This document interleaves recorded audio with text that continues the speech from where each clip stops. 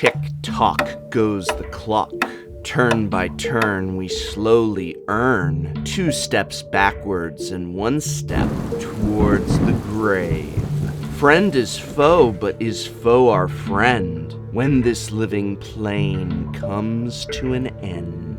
Living End is a modern deck like few other, utilizing graveyard recursion, land destruction, fast mana effects, the broken Cascade mechanic, and much, much more. It is a modern deck in a class all its own, and one that can be put together on a budget if need be. Some people categorize Living End as a combo deck, and I've even heard others describe it as a reanimator deck, but I think it is both more complex and more unique than that. Yes, the deck utilizes a combo to reanimate creatures from your graveyard, but there are other strategies at play, and it even has the ability to win if your opponent shuts down the combo or hoses your graveyard. Let's take a look. There are 3 steps to Living End. Step 1. Throw as many creatures as possible in your graveyard. Living End utilizes creature cards that not only allow you to discard them into your graveyard, but that are self-replacing. Most accomplish this through cycling, paying mana to pitch the card and draw another. This creates a powerful engine where you easily draw the lands, creatures, and combo pieces you need. It is not unusual for this deck to go off on turn 2, although as we'll discuss in a moment, going off early isn't always the best strategy with Living End.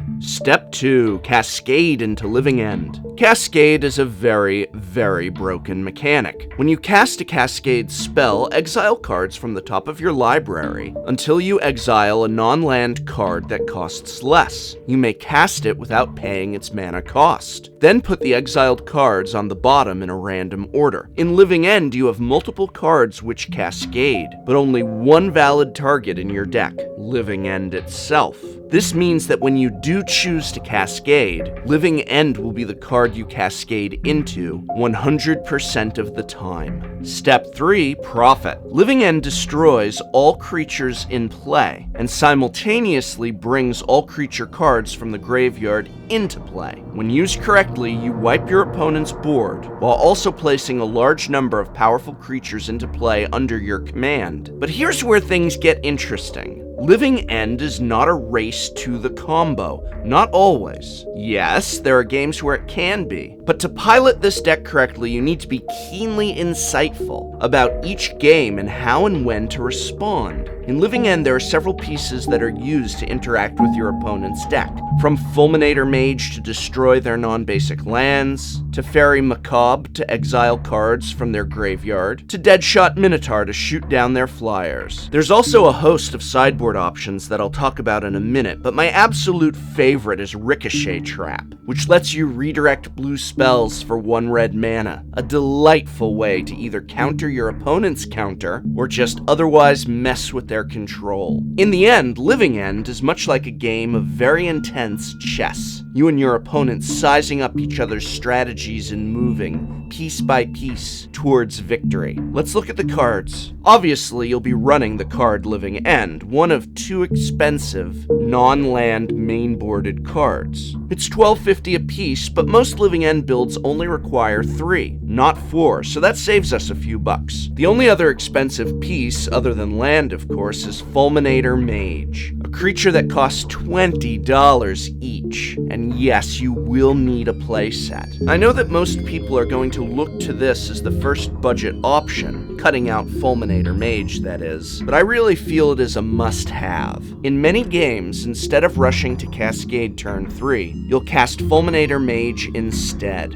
This lets you destroy an opponent's non-basic land, and this being modern, well, that usually means most of their lands are going to be targets. But remember, this card is going to your graveyard after you sacrifice it, so when you do cascade into Living End, it comes right back to the battlefield ready to be sacked again and destroy yet another land. When played properly, a couple Fulminator Mages in hand can decimate your opponent's mana base. It's the most expensive component of this deck for a reason. Before we get to the creatures of this deck, I want to transition from Fulminator Mage to Beast Within. This is a catch-all destroy permanent. Another heavy hitter for your deck. The 3/3 beast it gives your opponent, if played correctly, will just be wiped out when Living End goes off. I've used beasts to get rid of planeswalkers, enchantments, artifacts, or just as even more land destruction to use with my Fulminator mages. One other utility we have is Simian's Spirit Guide. In a pinch, you can cast him as a creature to have a body on the field, but his real use is exiling from your hand for 1 red mana. There's a lot of ways this can be used. You can Cascade off turn 2, which is sometimes an amazing move if you've pitched a Carabid and several Street Wraths. Or you can get a Fulminator Mage out turn 2, destroy your opponent's 1 land, then Cascade on turn 3, bringing back the Fulminator Mage and destroying their 1 land. And again, there's that lovely Ricochet trap in your sideboard for the all-too-common control matchup. Spirit Guide can be exiled at any time, so when you tap out to Cascade into Living End, your opponent will probably feel safe casting counter magic. Exile the Spirit Guide, then cast the trap.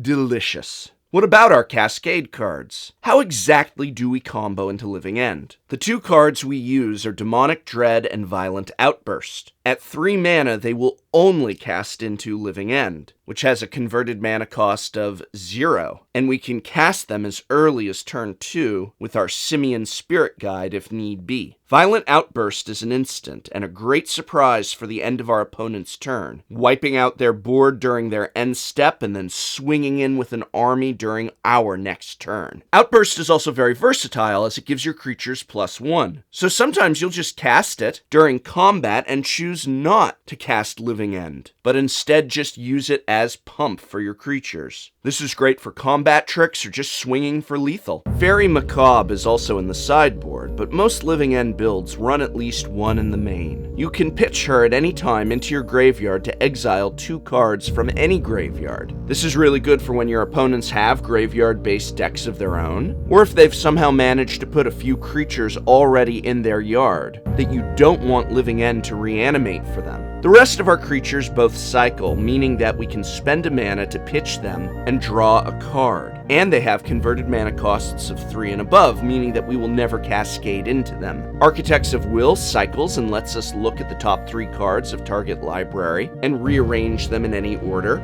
Great for messing with our opponent's upcoming draws or just aiding in our own. Deadshot Minotaur, as we just discussed, usually won't have a target since our opponent's board is getting wiped, but every so often they do have a flyer in their graveyard that gets brought back. And when that happens, the Deadshot makes birdshot of them all. Monstrous Carabid is just a great body on the ground. Brute Force has its advantages, and Jungle Weaver and Pale Recluse are both brute forces that defend against flyers if need be, but they do have a cycling cost of 2, which is why we're not running playsets of them. Street Wrath lets us pitch and draw for 2 life, not mana. This can sometimes be costly if used haphazardly, but it is a great way to get a lot of creatures in the yard turn 1 and 2 for that early game Living End. What happens if your opponent hoses your graveyard? A turn 2 Rest in Peace might seem like good game, but in reality it's not. You simply proceed to actually play your creatures, hard casting them, instead of pitching them to the graveyard. Yes, this is transforming into a long game approach, but it helps when you can destroy their lands with Fulminator Mages, which is going to slow them down considerably. And you might even just get that graveyard hate removed with Beast Within. Either way, a Living End deck can put up an amazing fight in those long, grindy games. Before we get to the mana base, let's look at the cost of the deck so far. To put together everything we've discussed, it's $155. And remember that $80 of that is for the 4 Fulminator Mages. The mana base, as you will see, is filled with dual lands and fetches, and will more than double the price of this deck. But budget building always starts with cheaper, less reliable mana fixing.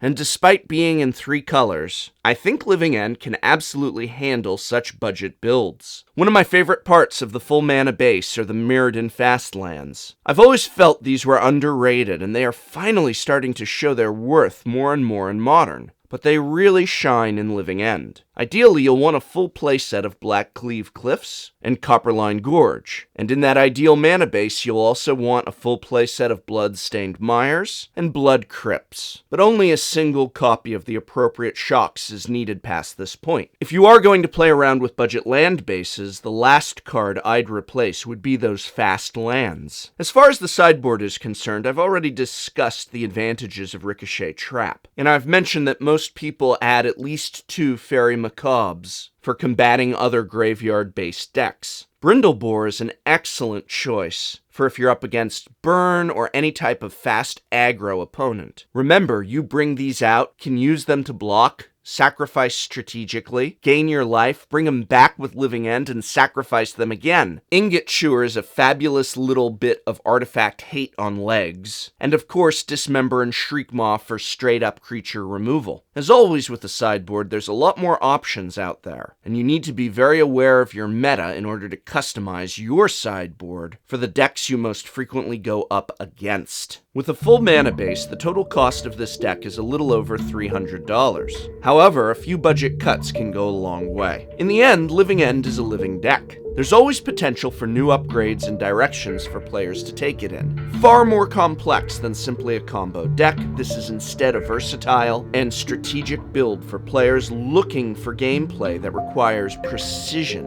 of decision and play. I hope this video has been of some help to you, and this video has been brought to you by the generous support of patron alums at Patreon, and by the support of viewers like you. Thank you.